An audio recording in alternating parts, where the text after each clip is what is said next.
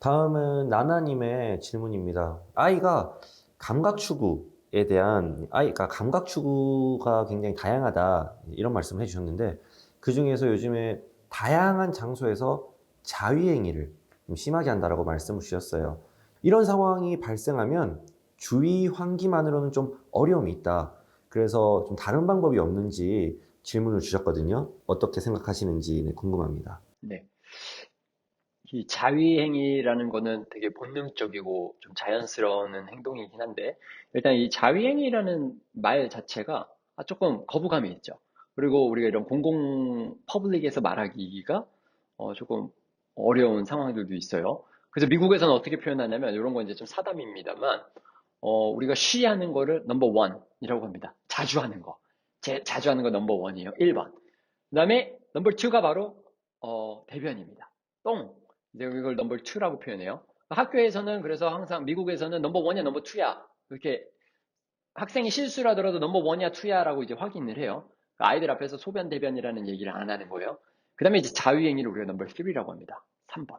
그래서 저는 우리나라에도 이런 문화가 만들어지면 좋겠다라는 생각이 좀 들어서, 아이들이 들을 필요도 없이 우리가 이렇게 상담을 하는 경우도 분명히 있거든요. 그래서 1번, 2번, 3번 이렇게 표현을 하면 참 좋겠다라는 생각을 하면서, 그러면 제가 이제 3번이라고 표현을 해볼게요.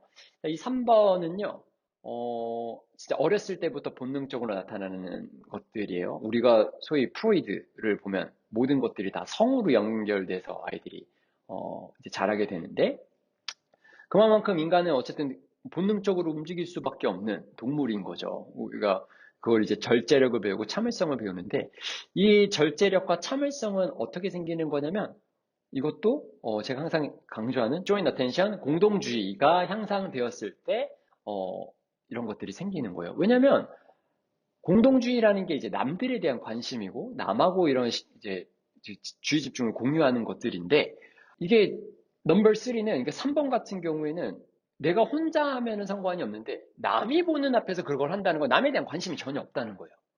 그러니까 공동주의가 너무 부족해서 남이 보건 말건 상관없이 이 3번을 한다는 건데, 그러면 사실 근본적인 해결책은 공동주의를 높이는 연습들을 해야 되는 거죠. 그러니까 남에 대한 신경을 쓰게 해야 되는 거고, 이게 남들 앞에서는 하는 거는 부적절한 행동이야를 알아야 되는 거예요. 이 말씀을 좀 드리고, 그다음에 제가 이거 이제 감각 추구인데, 3번도.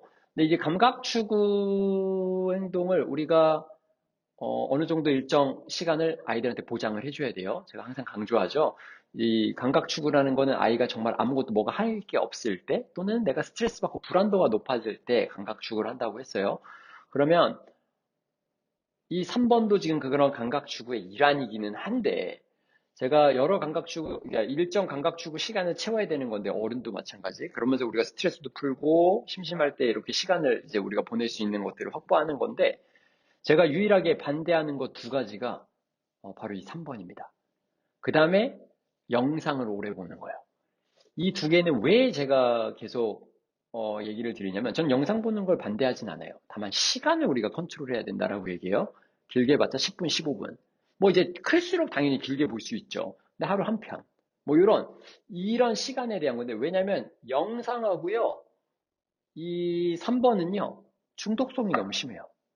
이게 하면은 물리고, 원래 보통 그러죠. 물리고, 이제 지루하고, 이런 것들이 생기면서 놀이가 확장이 일어나고, 감각 추구가 확장이 일어나요. 근데 얘네들은 중독성이 너무 강해서요, 질리지가 않아요. 그러니까 어머님들이나 아버님, 지금 이 보시는 사람들도 그런 거 느끼셨을 거예요. 우리가 동영상, 이러죠. 요즘엔 짤이라 그러죠. 이걸 한 번 보기 시작하면 멈출 수가 없어요. 이거 어머님이, 오늘 나는 딱 10분만 봐야지. 이게 멈출 수가 없습니다. 원래 그래요. 영상이란 게. 어, 이 3번도 사실 마찬가지예요. 하면 할수록 계속 또 하고 싶고, 아직 나이가 어리기 때문에 호기심도 더 많기 때문에 3번에 대한 감각 추구는요, 이게 중독성이 너무 강해요. 그래서 저는 이런 중독성이 강할 경우에는 사실 어떻게 말하냐면, 과감하게 못하게 막아라. 이렇게 얘기를 합니다. 그러니까 이제 이거는 사람들마다 의견이 되게 달라요. 근데 저는 제 임상에서 제가 여태까지 가르쳤던 아이들, 제가 어린아이들부터 큰아이들까지 다 봤다고 했잖아요. 뭐 이런 거 있어요. 이제 적절한 공간에서 3번을 하게 해준다. 이런 것들을 가르친다. 이렇게 가르치는 선생님들도 있고, 그다음에 실제로 뭐 성교육도 하고 해요. 그런데 제가 이렇게 계속 경험을 하다 보니까 어, 적절한 장소에서 하는 법을 가르쳐도 결국에는 공동주의가 만약 부족하면요. 이게 퍼블릭, 공공장소에서 항상 꼭 나오기 마련이고, 이런 중독성 때문에. 그 다음에 또는 내가 개인 공간을 끊임없이 찾게 되고요.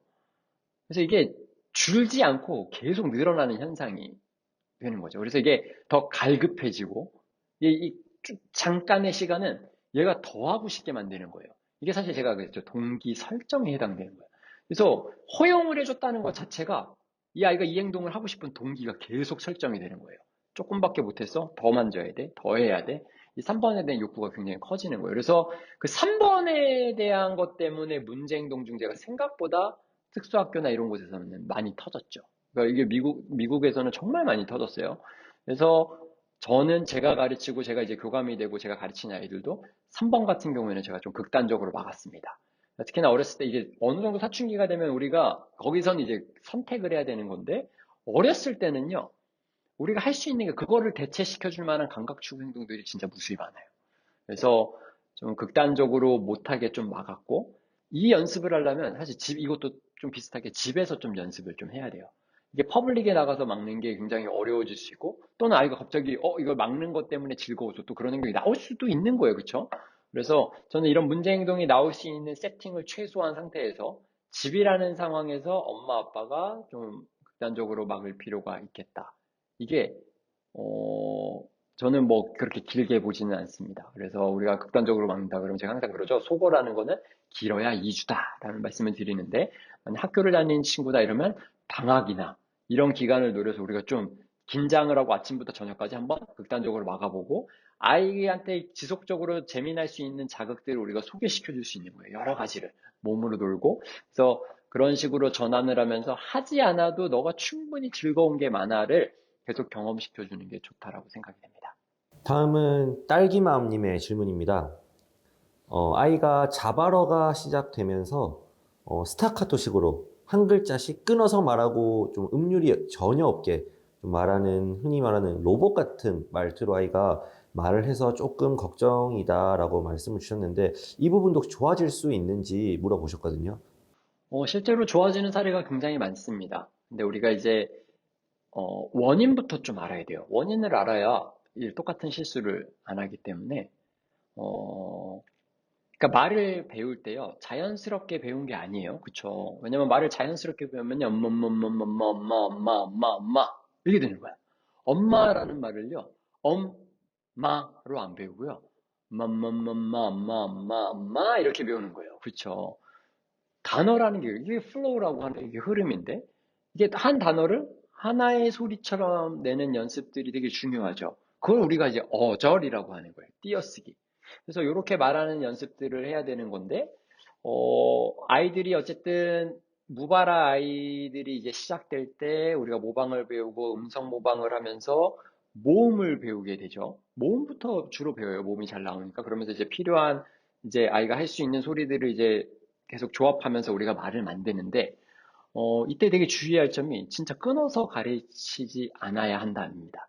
그래서 우리가, 발음 교정을 하기 위해서는 우리가 끊어서 가르칠 수 있어요. 끊어서 우리가 말하는 연습, 이거 구분하는 건 할 수 있는데, 처음에 저는 그래서 우리가 단어를 아이들이 따라하기 시작할 때는 일단 발음은 냅둬라 해요. 발음 연습 안 해야 된다. 그러면 뭉개지더라도 그냥 플로어대로 단어로 얘기하는 게 훨씬 더 중요하긴 해요. 이렇게 말을 배운 친구들이 실제로 나중에 말을 조금 더 잘하게 되었을 때 이렇게 끊어서 말하지 않는 경향이 당연히 있습니다. 근데 처음에 우리가 너무 쪼개서 DTT 방식으로 반복 수업을 하나씩 끊어서 가르치다 보면은 이게 어쩔 수 없이 모든 음절을 다 끊어서 읽는 이런 습관이 사실 생기는 거죠. 그렇게 학습을 해왔고 그렇게 강화를 받아왔기 때문에 이게 사실 고치기가 쉽지 않은 거예요. 그 다음에 이런 스타카토를 우리가 완화시킬 수 있는 가장 좋은 방법 중에 하나가 바로 또 얘기하지만 공동주의 향상입니다. 자, 공동주의가 왜 중요하냐면 자, 이런 친구들한테 필수적으로 해야 되는 건 모방이에요, 모방. 열심히 더 디테일한 모방들을 배워야 되는 거예요. 남이 어떻게 말하는지. 우리가 사투리라는 걸 한번 생각해 보세요. 우리가 그 지방에 산다 그래서 표준어도 듣고 사투리를 쓰는데 사투리 쓰는 이유는 엄마 아빠하고 가장 가깝게 지내기 때문에 엄마 아빠 말을 모방하는 거예요. 그 단어를 모방하고요. 억양을 모방하고요. 그래서 우리가 사투리를 쓰게 되는 거예요.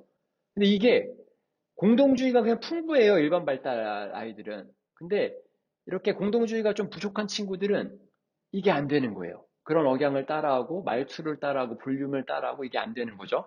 그래서 사실 공동주의를 높여주면 아이들이 이제 관심을 보이게 되는 거예요. 어른들에 대한 관심, 말하는 거에 대한 관심, 단어. 그래서 그런 것들이 이제 아이들이 실제로 나오기 시작해요. 그러니까 공동주의가 이제 말을 배우면서 공동주의가 함께 올라가야 우리가 그냥 배운 대로 그냥 딱딱딱 끊어 말하는 게 아니라 이 사람이 쓰는 단어도 따라하게 만드는 거고 억양도 따라하게 만드는 거고 사실 그런 것들이에요. 그래서 저는 또 강조하지만 공동주의가 정말 핵심이다. 그래서 이 말이 나올 때 저희는 당연히 저는 이제 항상 팩스를 쓰라고 말씀을 좀 드리고 그다음에 지금부터 이제 연습을 해야 되는 거는 우리가 한 글자가 아니라 플로우대로 흘러가게 만드는 연습들을 좀 더 하면 좋겠다. 그래서 이게 아이들마다 또 달라요. 직접 아이들을 만나보고 우리가 교육을 해보고 기초선을 뽑고 사실 계획을 세워야 되겠지만 사실 불가능하지 않습니다. 저는 충분히 완화시킬 수 있고 연령대나 나이도 되게 중요하긴 해요. 근데 저는 충분히 완화시킬 수 있다라고 생각합니다.